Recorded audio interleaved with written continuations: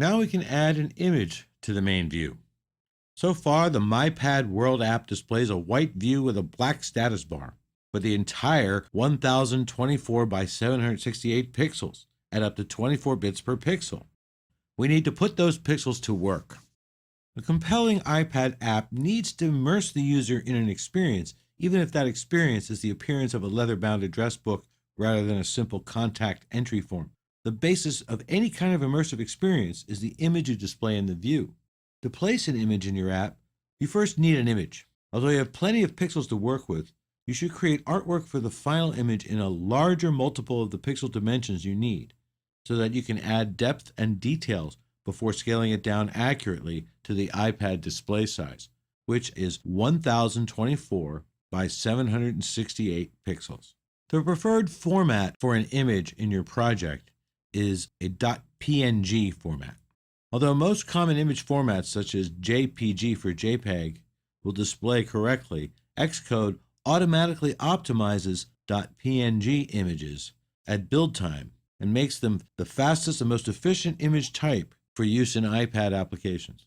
Now I happen to have an image right here that we can use for our purposes. Now it's a simple matter to simply drag the image file into our supporting files folder. However, just so you know, if you were in Xcode and your graphics file was somewhere on your hard drive and you'd rather do it from Xcode, you could also choose File, Add File, and then look for it. But since we have it right here, I'm going to drag it right in to our supporting files. Now the first thing you see is the Choose Options for Adding These Files dialog. In the destination, we want to copy it into the Destinations Group folder. Yes, that is correct. We want that option turned on. We want to copy this graphics file into the project folder. We don't need to create a group because we're not copying an entire folder. And we want to make sure it's added to this target, MyPad World. So we click Finish. Our Windsurfer image now appears as we click on it in the Project Navigator. Now some may want to do this without making a copy of the image file. You could have unchecked that option, Copy Items into the Destination Groups folder. Xcode would have simply created a pointer to the image file wherever it is on your hard drive. And the advantage of using that method is that you can modify the image later and Xcode will use the modified version automatically. But the disadvantage is that Xcode might not be able to find the image file if you happen to move it. My preferred method is to copy the file.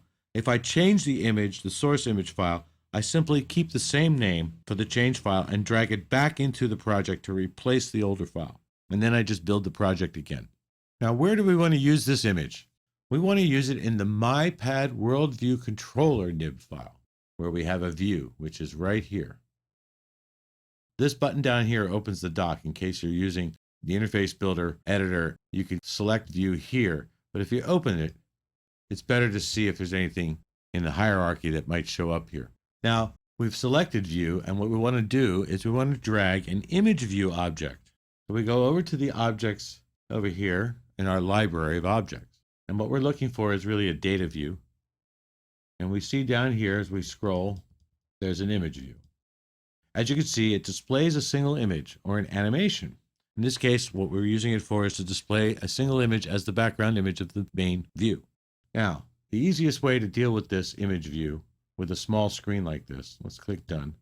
Since it's very difficult to place and see everything, what I like to do is I'm going to fill the entire main view with this image view to find a corner here, or actually on the other side here. Then I drag my image view and I try and line it up with that corner. Now as I scroll, I see that it doesn't quite reach this corner, and I can resize it by dragging this handle. And I go to the bottom and I see it doesn't quite reach the bottom either, so I drag this handle. And there I have set a UI image view as the background image for the main view, for the MyPad World View Controller.zip file. And here it is. As you can see in the hierarchy, it's part of the view. Now, how do I assign the Windsurfer image to it? We go to the Attributes Inspector here. Or, of course, you can always choose View, Utilities, Attributes Inspector.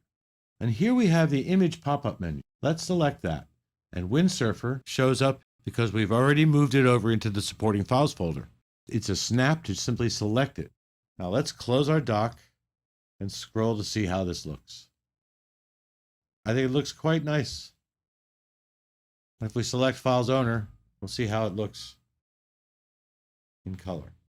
Now we're ready to save, so we choose File, Save. And we have our MyPad Worldview Controller nib file finished, though not quite. We still need to place an info button somewhere on it. We'll be doing that next.